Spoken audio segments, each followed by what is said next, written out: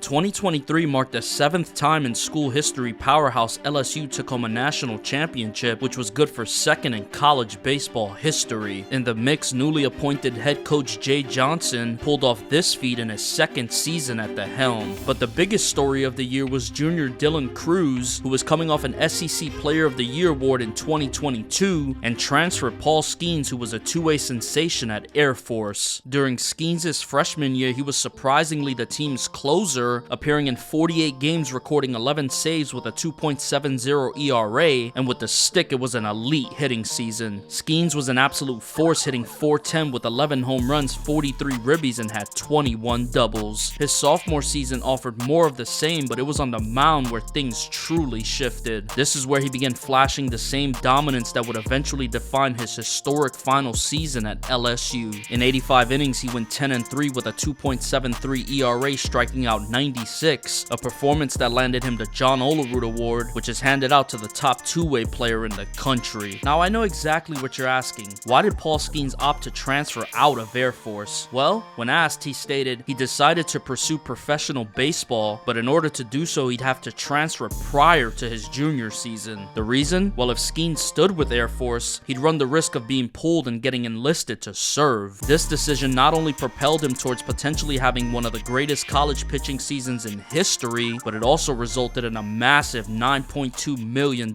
payday. His counterpart Dylan Crews entered his junior season, having already had two phenomenal seasons, hitting .362 as a freshman, and in 2022 posted a nearly identical season, hitting .349, but this time broke out power-wise, hitting 22 home runs and driving in 72, which was 30 more than his freshman season. This, however, compares nothing to the junior season both Dylan Crews and Paul Skenes were set to embark on at LSU. Before we continue, if you love videos like these, be sure to drop a like and subscribe, and also in the comments let me know what type of video you want to see next. The team wrapped up their 2022 season with an unexpected early exit in the regional, falling to Southern Miss, and ended the year ranked 25th overall. As they entered the 2023 season, the Tigers had constructed one of the best rosters in college baseball, landing transfers Tommy White and Paul Skenes, which pushed them into the #1 ranked preseason team in the country. Buzz around the ball club became very real as both Skenes and Crews were preseason first-team All-Americans, with some evaluators in college baseball already predicting this LSU team could be one of the greatest in school history. Out of the gate, of course, Skenes was the Friday night starter and made his debut on opening day of the regular season versus Western Michigan, and to the surprise of no one, his first pitch was a strike at 99 miles an hour. LSU took home the win easily, winning 10-0, and Skenes went 6 strong, allowing 3 hits, striking out 12. This was the beginning of an impressive start to the season, as Skenes was basically unhittable for his first 7 starts of the year. Not only did the righty go 6+ innings in all 7 starts, but he also struck out more than 11 hitters per outing, allowing 4 lonely runs in 44 1/3 innings. The first sign of trouble came on April 6 at South Carolina, where Skenes only lasted 3 innings and allowed 2 long balls, but guess what?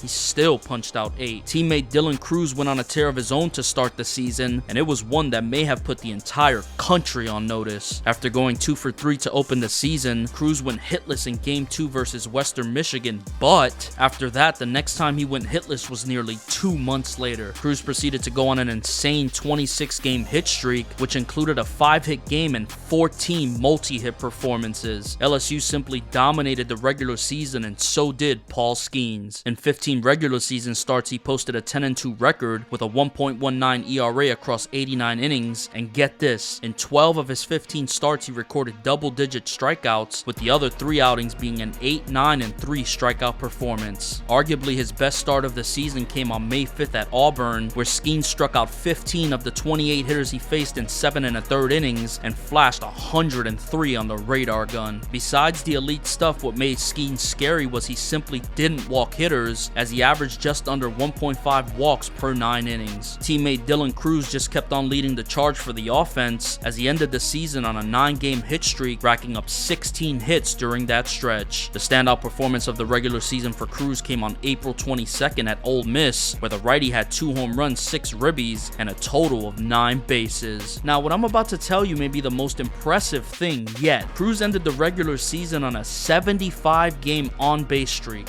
Yes, you heard that correctly. Dating back to his final 4 games of the 2022 season, Crews reached base in every single game of the regular season in 2023. He finished the year hitting .426 with 18 home runs, 70 ribbies, scored 100 runs, and had 110 hits. This prompted head coach Jay Johnson to say, quote unquote, he thinks Dylan Crews is the best player to ever take the field in the College World Series. Both Skenes and Crews' memorable regular seasons led to a bunch of hardware, including Paul Skenes taking home the prestigious Dick Howser Trophy, the National Pitcher of the Year for multiple outlets, and the SEC Pitcher of the Year. On the other hand, Dylan Crews won the Golden Spikes Award, made the SEC All-Defensive Team, and took home the SEC Player of the Year. The monster seasons led the way for LSU as they finished 54-17 with a top seed in the Baton Rouge Regional, in which they swept through, winning 3 in a row to advance to the Super Regionals. However, there was some controversy during the regional. Coach Jay Johnson opted to leave Skenes in versus a 19-win Tulane team, where the ace pitched a complete game, striking out 12 on 124 pitches. However, it worked out in the team's favor as Skenes was now available on full day's rest for the Super Regionals. LSU would go on to face 12th-ranked Kentucky in the Supers and easily move past the Wildcats. Skenes took the ball for Game 1, going 7 2/3, striking out 9 on 4 hits in a convincing 14-zip win. Crews, on the other hand, went 3 for 6 in the 2-game set with 4 ribbies and walked 4 times. For the 19th time in school history, the LSU Tigers punched their ticket to the College World Series and were seemingly flying high, but there was one obstacle in the way, that being the powerhouse #1 ranked team in the country, Wake Forest. The Demon Deacons surpassed LSU for the #1 spot in mid-May and have one of the best, if not the best, pitching staff in the entire country. The first task in hand for LSU was Tennessee, which again Skenes dominated, going 7 2/3, allowing 2 runs, striking out 12, sealing a 6-3 victory for the Tigers, who advanced to take on Wake Forest. The Demon Deacons narrowly escaped, winning 3-2, pushing LSU to the losers bracket, meaning if the Tigers wanted to punch their ticket to the national championship game, they'd have to not only win one more game in the losers bracket, but also would have to go on to beat Wake Forest twice. Speculation was Paul Skenes would return on 4 days rest to take the bump in Game 1, however was held back, and luckily enough for LSU, they were victorious 5-2, which set up a must-watch dream matchup for baseball fans. The Demon Deacons sent out Rhett Lauder, who had arguably the best regular season in college baseball, going a perfect 15-0 with a 1.87 ERA, and was coming off back-to-back ACC Pitcher of the Year awards. LSU countered with Paul Skenes in a game that was must-watch for baseball fans all over the world. With a College World Series national championship berth on the line, both pitchers went head-to-head, not allowing a single run in 15 innings pitched. Lauder went 7 strong, allowing 3 hits, striking out 6, while Skenes dominated for 8 innings, striking out 9 on 2 hits. This game would go scoreless into the 11th until Tommy White launched a walk-off 2-run home run to seal the victory. The storied season continued as LSU advanced to the final to take on #2 ranked Florida, who came into this game with some big thunder on the offensive side. The series would eventually go all 3 games, but didn't nearly have the excitement as the prior 2 LSU Wake Forest games. The Tigers took Game 1 4-3, and then the next 2 games were one-sided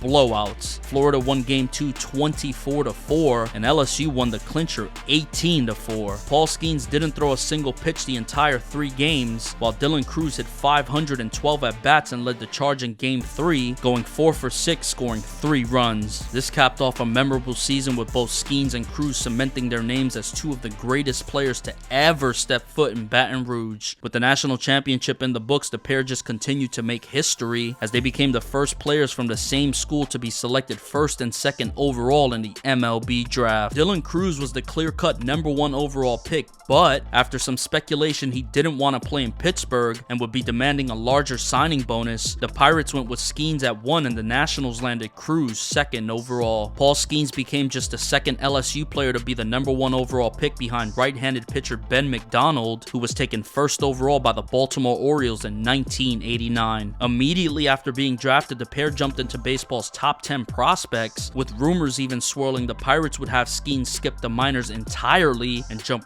right into the big leagues. As of 2026, Skenes pitched in only 34 minor league innings before making his debut in 2024, where as we know it, he took home the Rookie of the Year in 2024 and the Cy Young in 2025. Crews, on the other hand, also made his debut in 2024, however, has struggled with injuries and owns a .634 OPS in 116 big league games. It's pretty safe safe to say the 2023 LSU Tigers season may be the greatest hitting and pitching duo tandem we've ever seen in college baseball.